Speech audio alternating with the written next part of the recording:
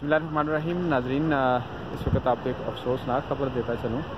इस वक्त मैं मौजूद हूँ ये नीलम झेलम डाइवर्शन पॉइंट पे। यहाँ से कोई चंद किलोमीटर आगे एक गाँव है लेसवा बाईपास, वहाँ एक रात को खौफनाक सानिया हुआ है जिसमें तकरीबन कोई 8 से 10 घर, एक मस्जिद जिसमें मेरे ख्याल में कुछ गैर मुसद्दक़ा इत्तलात के मुताबिक एक पूरी तबलीगी जमात वहाँ क़याम किए हुए थी और घरों में भी काफ़ी ज़्यादा लोग थे।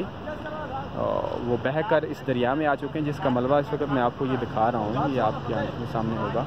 नीलम झेलम डाइवर्शन पॉइंट पे ये इस वक्त आप देख सकते हैं, सारे खौफनाक मनाज़र हैं।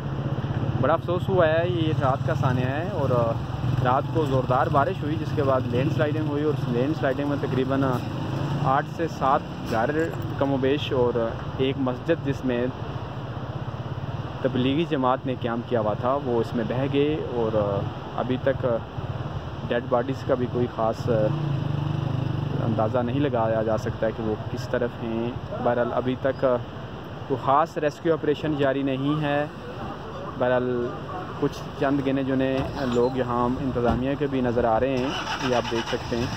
बहरहाल जिस शिद्दत से इसके ऊपर ऑपरेशन या रात को जितनी देर हो गई है यहाँ इस आसानिया को जिस तरह के ऑपरेशन होना चाहिए उस तरह का मुतवक्किल ऑपरेशन मुझे नज़र नहीं आ रहा।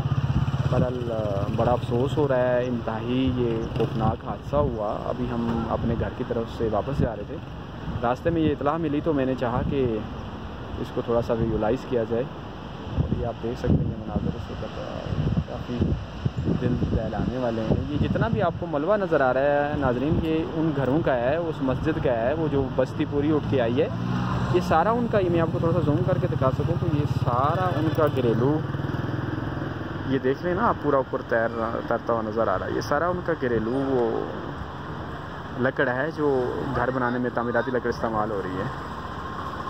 ओके नाज़रीन, मौलाना साहब करता हूँ।